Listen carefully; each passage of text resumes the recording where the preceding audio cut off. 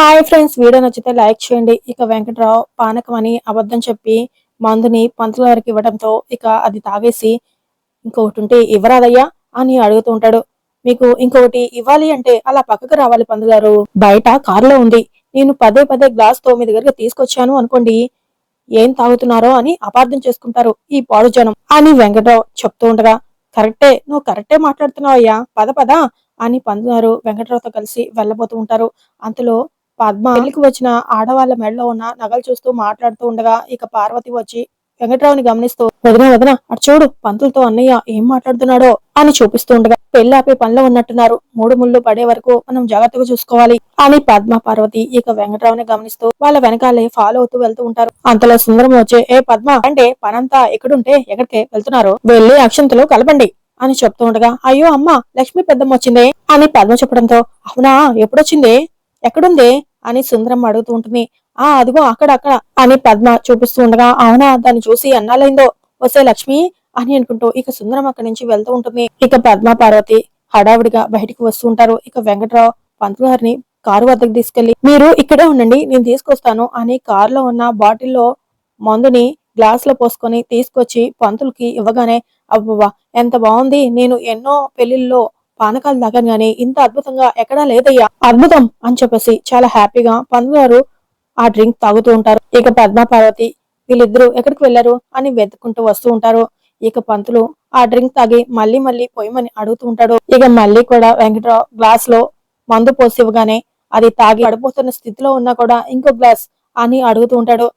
ఇంకేంటి తాగేది, పంతులు పంతులు ఇస్తాను గాని కాసేపు పడుకో అని చెప్పేసి డిక్కీలో పడుకోబెట్టి డోర్ వేసి పంతులు అవుటు ఆ పెళ్లి అవుటు అని వెంకటరావు అనుకుంటూ ఉండగా, అంతలో పద్మపార్వతి వచ్చి, ఇక్కడున్నారా, పంతులు ఎక్కడా అని అడుగుతూ ఉంటుంది. ఏ పంతులే అని అడుగుతుండగా, పెళ్లి చేసే పంతులు అని అడగగానే, నాకు తెలీదే అని అంటూ ఉంటాడు. నాకు తెలీదు అనుకుంటున్నారా, ఇందాక పంతులతో మంత్రాలు పెట్టడం నేను చూశాను, మర్యాదగా పంతులు ఎక్కడున్నాడో చెప్పండి అని పద్మ అడుగుతుండగా, ఓహో ఆ పంతులా, పడిపోయాడు అని చెప్పడంతో, పడిపోవడం ఏంటి, ఏం చేశారు అని అడుగుతుంటుంది. నువ్వు నన్ను పడుకోబెట్టడానికి ఫుల్ బాటిల్ ఇచ్చావే, అలాగే ఆ పానకంలో ఆ పంతులు పడుకోవడానికి కలిపిచ్చేసా అని వెంకటరావు చెప్పడంతో ఇక ఇద్దరు షాక్ అయిపోతూ, ఎక్కడున్నారు అని అడగగానే కార్లో అని వెంకటరావు చెప్పడంతో ఇక వెంటనే పద్మ పార్వతి ఇద్దరు చాలా కంగారు పడుతూ కారంతా వెతుకుతూ ఉంటారు. కారులో లేకపోవడంతో, అయ్యో లేరు కదా అని అడుగుతుండగా, ఏమే కార్ అంటే అదేనా, ఇది కాదా అని డిక్కీ చూపిస్తూ ఉంటాడు. ఇక ఇద్దరు డిక్కీ ఓపెన్ చేసి లోపల ఉన్న పంతులు చూసి ఆశ్చర్యపోతూ, పందుగారు లేవండి అని లేపుతూ ఉంటాడు.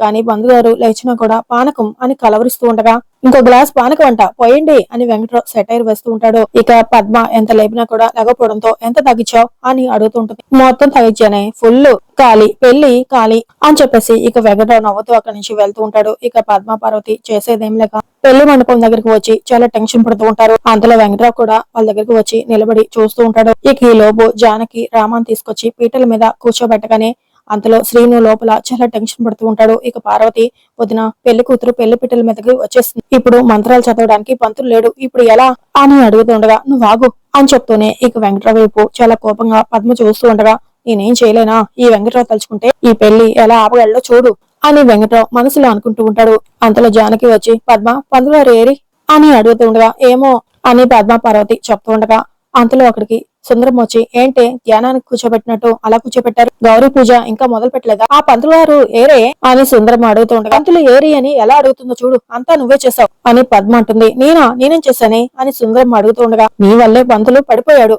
అని పద్మ గొనుగుతూ ఉండగా, నా వల్ల పంతులు పడిపోవడం ఏంటి, ఏం మాట్లాడుతున్నావు నువ్వు అని సుందరం అడుగుతుండగా, అదే అత్తయ్య, పడిపోవడం కాదు, వెళ్ళిపోయాడు అని చెప్తుంది అని పార్వతి చెప్పడంతో ఇక వెంటనే రామ ఆ మాట విని సంతోషపడుతూ ఉండగా,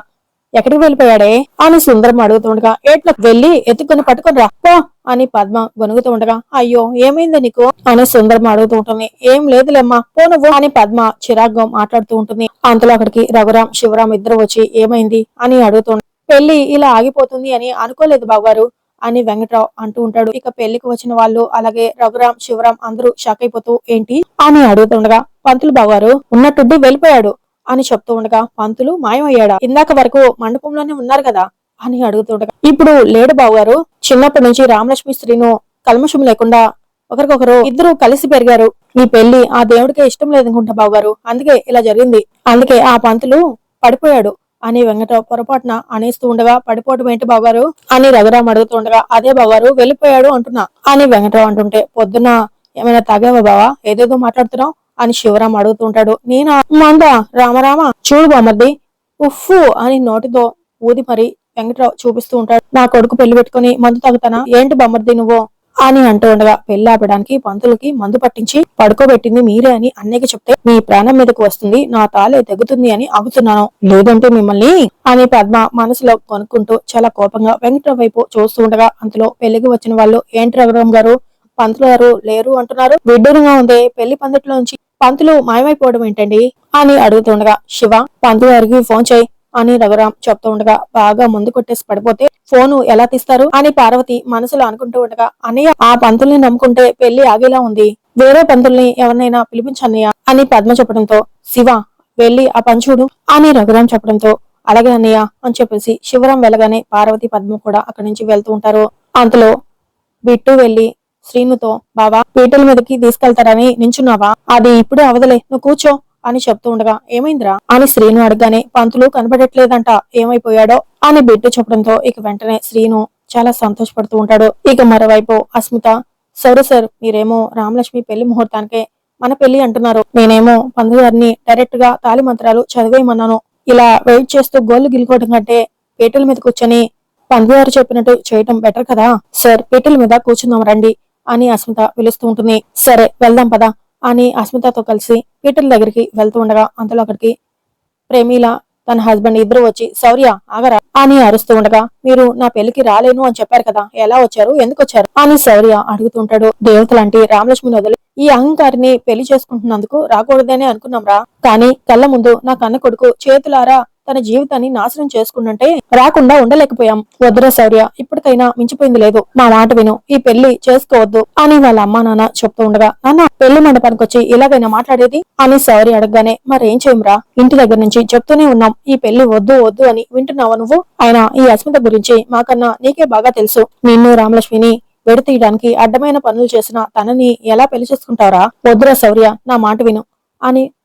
చెప్తూ ఉండగా నాన్న మీకు అర్థం కావట్లేదు అస్మిత 4 మాటలు చెప్పి విడదీద్దామని చూడగానే వెనక ముందు ఆలోచించకుండా వెళ్లిపోయిన ఆ రామలక్ష్మి కంటే అస్మిత చాలా బెటర్ నాన్న రామలక్ష్మి నన్ను అనుమానించి అసహించుకోవడం నాకు నచ్చలేదు నాన్న నన్ను అభిమానిస్తూ ప్రేమించే ఈ అస్మితనే నాకు కావాలి అండ్ ఈ అస్మితతో నాకు మంచి ఫ్యూచర్ కనిపిస్తుంది నాన్న అయినా ఆ రామలక్ష్మిని చేసుకుంటే నాకు ఏమొస్తుంది చల్లని పావల బిల్ల కూడా రాదు అదే అస్మితాన్ని పెళ్లి చేసుకుంటే అంకుల్ కు ఇచ్చే రెస్పెక్ట్ నాకు వస్తుంది నాన్న సొసైటీలో నాకు పేరు వస్తుంది అంకుల్ కోట్ల ఆస్తికి నేనే వారసుని అవుతాను అని శౌర్య చెప్తుండగా ఇక శౌర్య మాటలు వింటూ ఉన్న అస్మిత చాలా హ్యాపీగా ఫీల్ అవుతూ ఉంటుంది అంతలో ప్రమీల ఏంట్రా ఏం మాయ చేస్తుంది ఈ అస్మిత నువ్వు కూడా ఆస్తి గురించి మాట్లాడుతున్నావు అని అడుగుతుండగా నా ప్లేస్ లో ఉన్న ఎవరైనా సరే ఆస్తి అంతస్తు గురించే మాట్లాడతారు స్టేట్ టీమ్ కి సిన్సియర్ గా సెలెక్ట్ అయిన లెటర్ చెత్త బుట్టలో పడేసింది నేను రిజెక్ట్ చేసిన అస్మిత అంకుల్ ఇన్ఫ్లుయెన్స్ వల్ల స్టేట్ టీమ్ కి సెలెక్ట్ అయిపోయింది అప్పుడే ఆస్తికున్న పవర్ అస్మితకు ఉన్న విలువ నాకు తెలిసొచ్చిందమ్మా అని శౌర్య చెప్తూ ఉండగా అయితే అస్మితతో పాటు కోట్ల ఆస్తి వస్తుంది అనే కదా రామలక్ష్మిని కాదు అనుకుంటున్నావు అని అడుగుతుండగా అవునన్నా అని శౌర్య అంటాడు సరే అస్మితని పెళ్లి చేసుకున్నాక వాళ్ళ నాన్న నీకు ఆస్తిని ఇవ్వను అంటే అప్పుడేం చేస్తావు అని అడుగుతుండగా నాన్న ఏం మాట్లాడుతున్నారు అంకుల్ ఎందుకు అలా చేస్తారు ఆయన సంపాదించిందంతా అస్మిత కోసమే కదా అస్మితని నాకు ఇచ్చినప్పుడు ఆస్తి కూడా ఎందుకు ఇవ్వరు అంకుల్ మీరేమంటారు చెప్పండి అంకుల్ చెప్పండి అని శౌర్య అడుగుతుండగా ఆయన మొహం చూస్తేనే అర్థమవుతుందిరా పెళ్ళయ్యాక నిన్ను ఆ ఇంటికి అల్లుళ్ళ కాకుండా పనుల్లా చూస్తారు అని ఏది నీకు అంత నమ్మకం ఉంటే ఇప్పుడే తన ఆస్తిని నీ పేరున రాయమని చెప్పు అప్పుడు నేను నమ్ముతాను నువ్వే కరెక్టు అని మాకు కోడలుగా ఈ అస్మితే కరెక్టు అని అడుగుతుండగా ఉండండి నాన్న ఇప్పుడే రాయిస్తాను అని చెప్పేసి కాసేపు ఇదంతా పక్కన పెట్టేసి ఆడిటర్ ని పిలిపించి వీళ్ళ ఎదురుగానే మీ ఆస్తంతా నా పేరు మీద రాయండి అంకుల్ తీసుకోండి ఏం ఆలోచిస్తున్నారు రాసివ్వండి అంకుల్ అని బలవంతంగా డాక్యుమెంట్స్ ని శౌర్య అస్మిత వాళ్ళ డాడీ చేతిలో పెడుతూ ఉండగా ఏంటి రాసిచ్చేది తమాషాగా ఉందా అని అస్మిత ఫాదర్ అడుగుతుండగా అస్మిత షాక్ అవుతూ ఉంటుంది ఇక శౌర్య మాత్రం అస్మిత అస్మిత ఏంటి ఇదంతా ఇదేనా మీరు నాకు ఇచ్చే విలువ అని శౌర్య అడుగుతుండగా ఏంటి డాడీ ఇది అని అస్మిత అడుగుతుండగా నువ్వు ఊరుకోమ్మా అని చెప్పేసి నీకు అస్మితని ఇవ్వడమే నాకు ఇష్టం లేదు దాని ఇష్టం కాదనలేక తప్పక ఒప్పుకున్నాను ఇప్పుడు వచ్చి నువ్వు అస్మిత కంటే ముందే ఆస్తిని కట్టబెట్టమంటున్నావు ఎలా కనిపిస్తున్నాను నీకు అని అడుగుతుండగా డాడీ ప్లీజ్ అని అస్మిత అంటుంది అంకుల్ మీకు కాబోయే అల్లుడికి ఇదేనా మీరిచ్చే విలువ అని శౌర్య అడుగుతుంటాడు ఇప్పుడు నీకు ఆస్తంతా రాసి నేనేం చేయాలి భజన చేయాలా అడుగు తినాలా చూడు నా ఆస్తంతా మా కూతురు మీదే, అది మా తదనంతరం. అప్పుడు కూడా మా అల్లుడికి రాసివ్వను, నా కూతురు పేరు మీదే రాసిస్తాను అని అస్మిత వాళ్ళ డాడీ చెప్తూ ఉండగా ఇక శౌర్య వాళ్ళ డాడీ నవ్వుతూ, శౌర్య అర్థమైందా, అదిరా అది వాళ్ళ అసలు రూపం. వాళ్ళ ఆస్తి నీకు ఎండమావి లాంటిదిరా, నీకెందుకు పనికిరాదు. ఈ పిల్లని చేసుకుంటే నువ్వు వాళ్ళ ఇంటికి అల్లుడు కాదు, ఒక మంచి పనుడు అవుతావు అని శౌర్య వాళ్ళ నాన్న చెప్తూ ఉండగా, నానా అని అరుస్తూ అస్మిత ఏంటి ఇదంతా అని శౌర్య అడుగుతూ ఉంటాడు. సార్ సార్ నా మాట వినండి అని అస్మిత అంటుంది. నో అస్మిత నో అని శౌర్య అరుస్తూ ఉంటాడు. ఇక దాంతో అస్మిత షాక్ అవుతూ ఉంటుంది.